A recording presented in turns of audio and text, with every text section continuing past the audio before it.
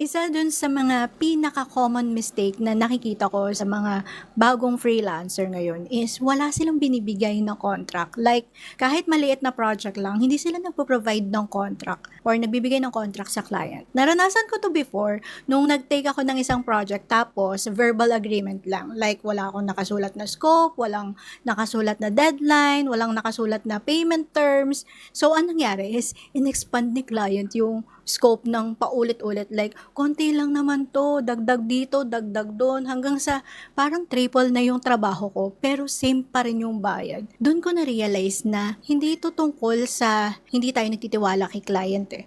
It's all about protecting both of you. So, one simple contract, kahit one page lang, that will set clear expectations like kung ano yung inclusions, kung kailan yung deadline, paano yung payment terms. Nakakatulong din to para hindi ka mag-guilty tuwing sasabihin mong wala po yan sa agreement natin. Kaya kahit gaano kaliit yung project, lagi kang gumawa ng contract, lagi mong bigyan si client ng contract para protected ka at protected din si client.